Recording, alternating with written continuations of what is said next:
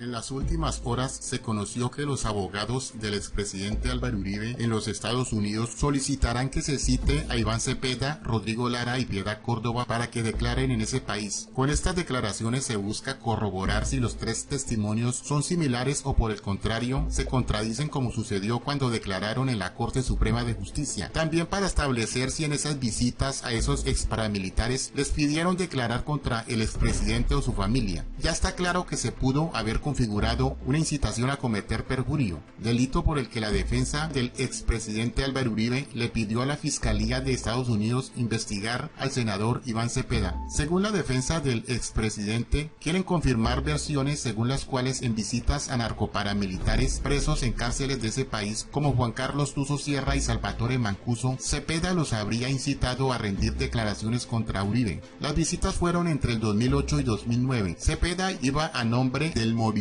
Nacional de Víctimas e ingresó a prisiones con la entonces senadora Piedad Córdoba y con Rodrigo Lara. Hay una aseveración muy llamativa de Piedad Córdoba cuando estuvo en la Corte Suprema rindiendo declaración en el caso Uribe, y en la que afirma que no les habían permitido ingresar cámaras o micrófonos a las cárceles norteamericanas cuando visitaron al Tuzo Sierra y a Mancuso. Ellos tenían que presentar un informe tanto al Congreso colombiano como a la Comisión Interamericana de Derechos Humanos, y el entonces senador Rodrigo Lara se negó a firmar un resumen de la reunión con Mancuso y Sierra por desacuerdos en lo que estaba ahí escrito. Lo curioso es que el senador Lara nunca ha dicho exactamente por qué se negó a firmar ese documento. Digo, y yo teníamos que pasar un informe de la visita.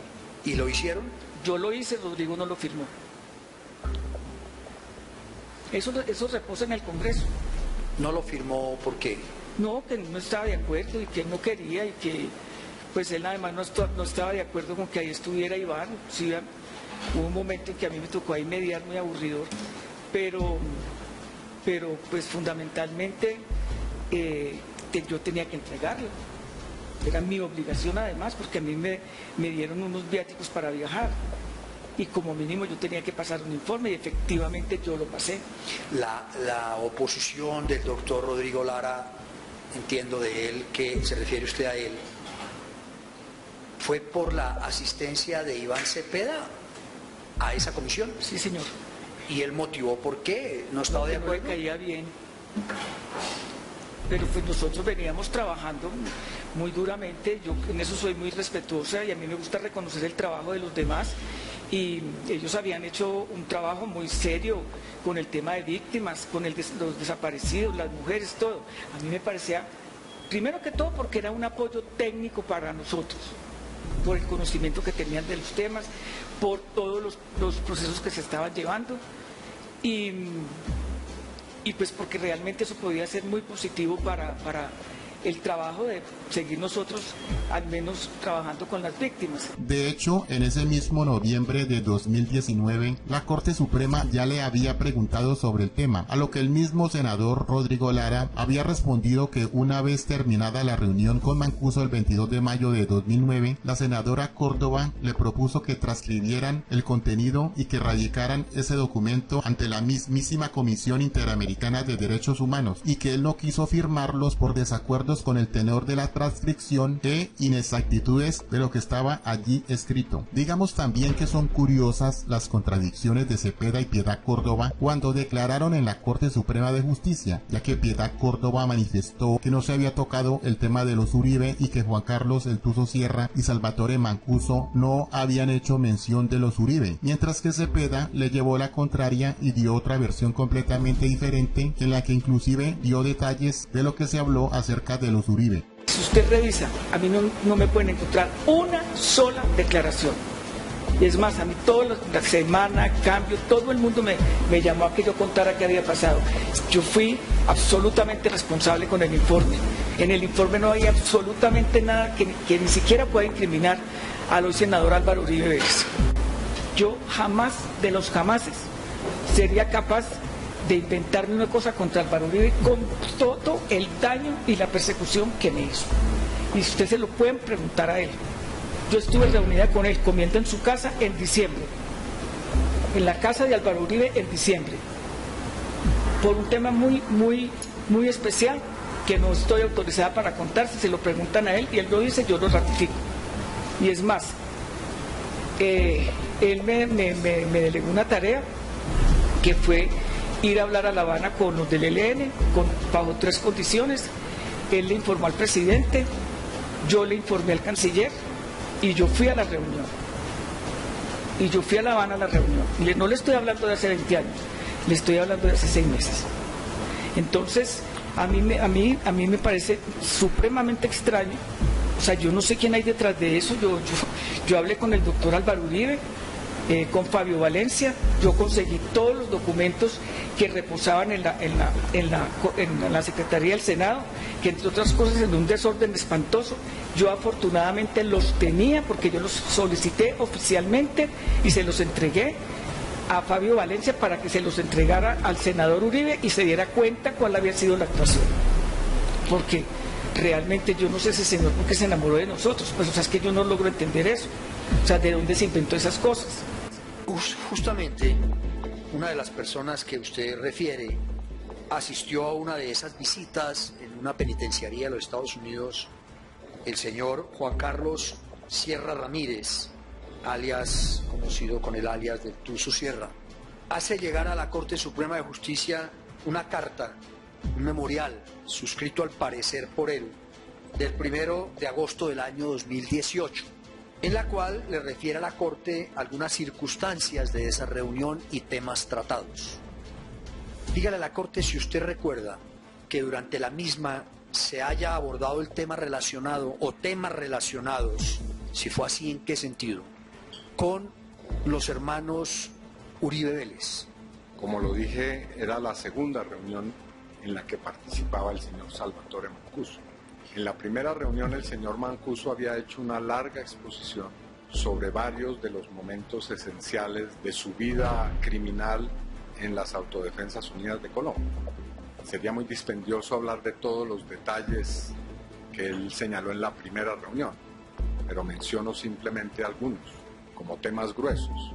Igualmente hizo referencia a sus relaciones con el expresidente Uribe.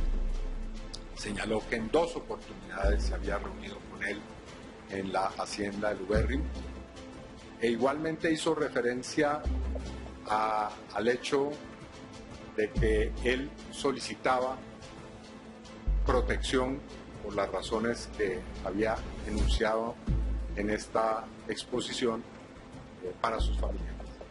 El señor Sierra hizo una larga exposición también de carácter biográfico. Él hizo una narración de su vida a partir de fecha de su nacimiento. Dijo que había nacido en Andes, Antioquia. Llegando a Medellín, se había convertido en un empleado bancario, que había trabajado en el Banco de Occidente y que él poseía un don que era el tener una memoria fotográfica, que eso le permitía manejar mucha información bancaria. Que en ese banco, en ese momento, tenían cuentas bancarias, finales de la década de los 80, tenían cuentas bancarias los principales clanes narcotraficantes que operaban en la ciudad de Medellín y en el departamento de Antioquia. Que en ese mundo también conoció al hermano del doctor Álvaro Uribe Vélez, al señor Jaime Uribe Vélez, a quien le decían el Pecoso, y que a través de esos contactos y de su negocio próspero de la Casa de Cambios, había logrado ir ganando una posición de respeto y de consideración en ese mundo criminal. Que posteriormente conoció a Santiago Uribe y que fue testigo de la relación cercana entre los hermanos Gallón y el señor Santiago Uribe Vélez. Y que además, durante la época de la gobernación de Álvaro Uribe, había tenido la posibilidad de conocerlo y de obtener ventajas de la situación que tenía en ese momento el doctor Uribe como gobernador, ventajas en términos de negocios, contratos.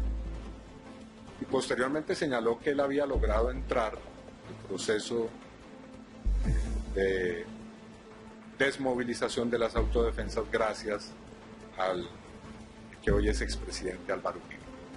Básicamente, honorable magistrado, esas fueron algunas. Obviamente ha pasado una década desde ese momento de las cuestiones que relató el señor Sierra.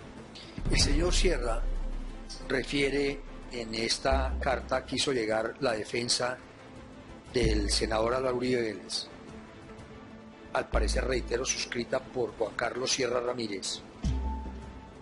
Refiere que justamente con la visita de esos oficiales, así los denomina, señores Iván Cepeda, Piedad Córdoba y Rodrigo Lara, le pidieron que rindiera una declaración contra el señor Álvaro Uribe Vélez por los presuntos vínculos de este con grupos al margen de la ley. A cambio de mi declaración, sostiene Sierra, ellos se comprometían a gestionar y conseguir asilo político para mi familia en Suiza. Aprecia la Corte si eso ocurrió, si ese tipo de ofrecimientos se hicieron, y de ser así, ¿por qué? No, de ninguna manera, honorable magistrado.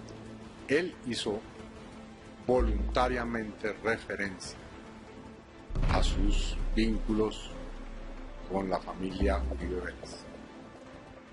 En los términos que acabo de decir, es posible que se me escapen detalles. Hasta donde recuerdo, esas fueron las alusiones que él hizo. La doctora Piedad Córdoba ha manifestado a la Corte que en esa reunión no se habló o él no mencionó a los hermanos Uribe Vélez. Bueno, yo respeto a la muy querida senadora Piedad Córdoba, pero en ese punto tendríamos una diferencia. Yo tengo las anotaciones que hice en esa reunión y recuerdo con precisión todos y cada uno de estos asuntos a los que hago mención. Como dicen por ahí, ni a quién creerle. Recordemos que este par de personajes son capaces de cualquier cosa, como sucedió en el caso de Álvaro Gómez, y fue que un día cualquiera a la senadora Córdoba se le ocurrió hablar y tocar este caso sucedido ya hace 25 años.